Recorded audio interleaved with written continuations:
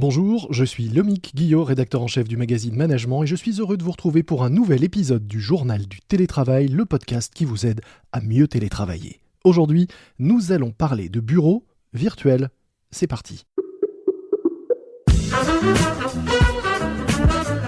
C'est le journal du télétravail.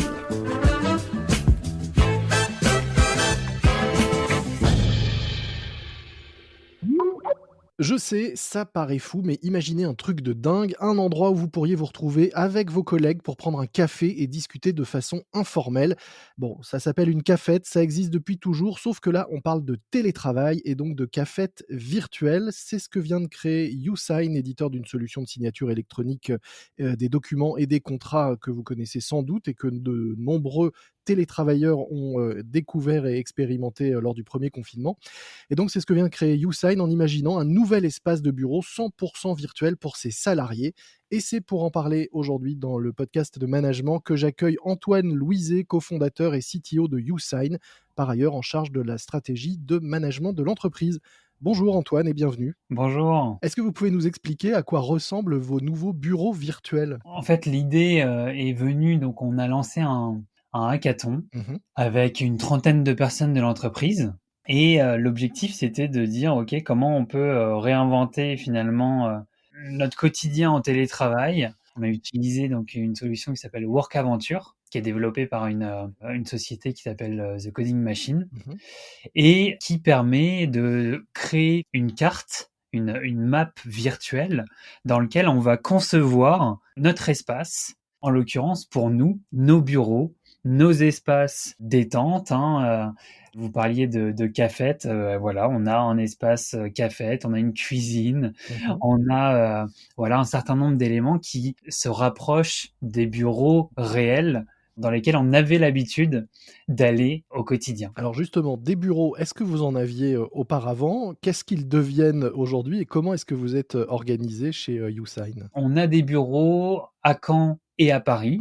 En 2020, ils ont été très peu utilisés puisqu'on les a fermés au moins 6 mois de l'année. On les a ouverts de manière, je dirais, irrégulière en limitant à 5 personnes.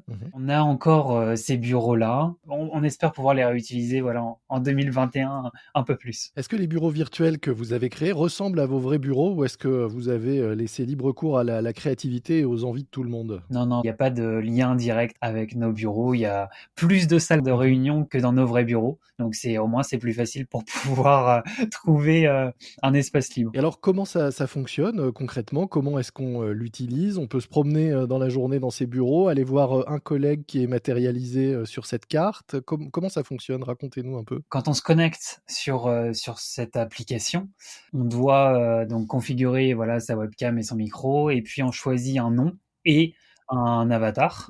Et ensuite, une fois qu'on a choisi ça, on arrive dans cette carte pour se déplacer. Alors aller soit dans une salle de réunion, soit aller s'installer dans les open space qu'on a configurés. Et puis, en fait, il y a les salles de réunion où quand on va dans ces salles, c'est des espaces dédiés. Dès qu'on rentre dedans, l'application se met en mode réunion. Et donc, on est dans je dirais, dans une application comme on peut avoir l'habitude De visio plus classique. voilà, de visio plus classique. Et quand on sort de cette réunion, donc c'est aussi tout l'intérêt. Donc, on sort virtuellement, mais on se déplace pour sortir de cette réunion.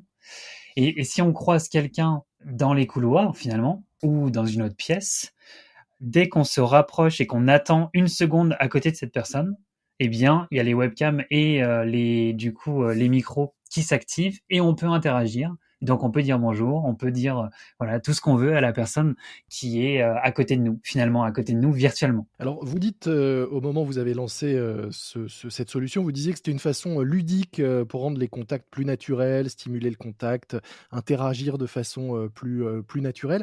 Est-ce que, à l'usage, c'est vraiment le cas ? On a l'impression, oui, à travers ce que vous nous racontez. Mais est-ce que vous avez constaté de vrais changements et comment c'est vécu du côté des salariés ? Est-ce qu'ils apprécient cet échange, même s'il reste virtuel, plus fluide? Oui, oui, c'est sûr que, ça permet finalement, d'avoir des contacts imprévus, Mmh. puisque finalement on voit que telle ou telle personne est à cet endroit-là. Donc si elle est dans la cuisine potentiellement, c'est qu'elle peut être dérangée. C'est arrivé tout à l'heure, j'étais dans la cuisine et il y a un collaborateur qui est venu, discuter avec moi et on a pu échanger et ça, c'était pas possible avant d'utiliser cette application. En tout cas, ça devait être provoqué Mmh. puisque, il fallait prévoir qu'on allait, se parler à ce moment-là et donc, en général, soit c'est prévu dans les agendas et ça se fait, soit si c'est pas prévu, en général, c'est plus rare que, des moments comme ça se produisent et donc là, c'est une opportunité Mmh. pour vraiment avoir des à côté et avoir, voilà des rencontres, imprévues. La première fois que je me suis connecté à cet outil, on arrive tous finalement par la même porte d'entrée virtuelle, Mmh. mais au bout de quelques secondes, il y a un collaborateur qui est arrivé, qui s'est connecté et avec qui j'ai pu échanger et ça faisait quelques semaines que j'avais pas pu échanger avec lui. Donc content d'avoir pu, voilà, passer quelques minutes avec lui. Comme si vous vous étiez croisés dans l'ascenseur ou dans le hall, C'est finalement. exactement ça. En fait, vu qu'on voit toute la map, Mmh. ça veut dire qu'on voit où sont les personnes et donc on les voit aussi se déplacer. Mmh. Quand on voit un avatar se déplacer, on dit: «Tiens, untel ou est en train de se déplacer. Si jamais j'ai envie d'échanger avec, je peux très bien aller, le ou la rejoindre». Alors vous parliez tout à l'heure de l'exemple de la cuisine. Ça veut dire, par exemple, que vous, en télétravail chez vous, si vous êtes entre 2 tâches, vous allez mettre votre, avatar dans la cuisine parce que c'est le moment où vous êtes, disponible. Vous allez peut-être vous-même vous faire pour de vrai un café. Ça fonctionne comme ça, en fait. C'est en fonction de vos activités, de vos tâches que vous indiquez, de cette façon ludique, votre disponibilité éventuelle. C'est exactement ça. On a fait aussi des espaces détente où on peut, même aller jusqu'à partager une playlist, par exemple, YouTube. Oui, alors j'ai vu que vous aviez fait une salle de karaoké, c'est ça? Voilà, c'est ça. Donc en fait, on peut mettre n'importe quelle vidéo YouTube. Du coup, certaines peuvent contenir les sous-titres et elles sont préparées pour le karaoké. Mmh. Voilà, tout est possible grâce à cette salle détente dédiée aux loisirs, on va dire. Vous êtes, autre sujet, mais vous êtes passé, cette année, vous avez doublé le nombre de vos collaborateurs, en passant, je crois, de 70 à 140, salariés, ou vous êtes en train de le faire. Comment est-ce que vous gérez cette croissance, à distance? Et est-ce que cet outil vous aide à intégrer plus facilement les nouveaux, collaborateurs qui vous rejoignent? On prévoit effectivement, voilà, de doubler quasiment l'effectif entre 2020 et 2021. Mmh mh. Donc on a effectivement entre 50 et 70 personnes qui devraient arriver nous rejoindre, j'espère, en 2021.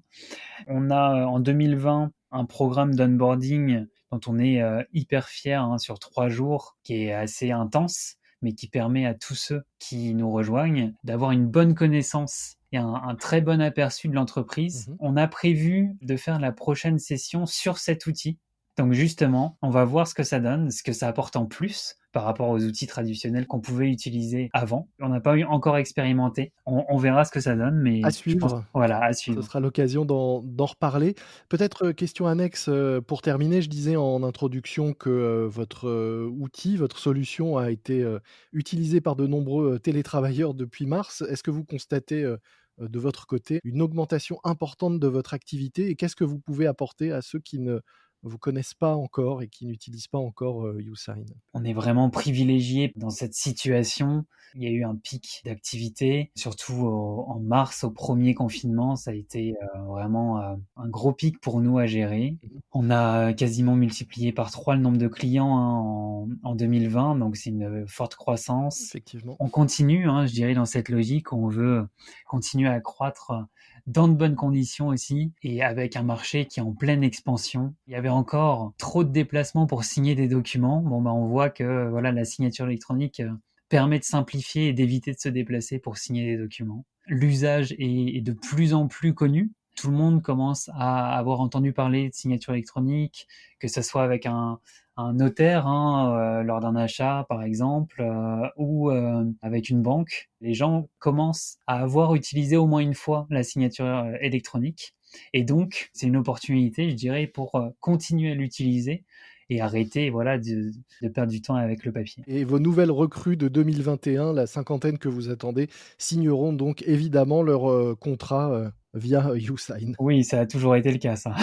Merci beaucoup Antoine Louiset. Je rappelle que vous êtes donc cofondateur et CTO de YouSign, la célèbre solution de signature électronique des documents et contrats, et que vous avez récemment inauguré Universe, vos bureaux 100% virtuels, qui vont donc régler ces problèmes aussi de mètres carrés pour accueillir ces 50 nouveaux collaborateurs en 2021. Fini les problèmes d'espace, vous pourrez pousser les murs virtuellement sans aucun problème. Exactement. Merci beaucoup en tout cas. Bonne journée. Au revoir.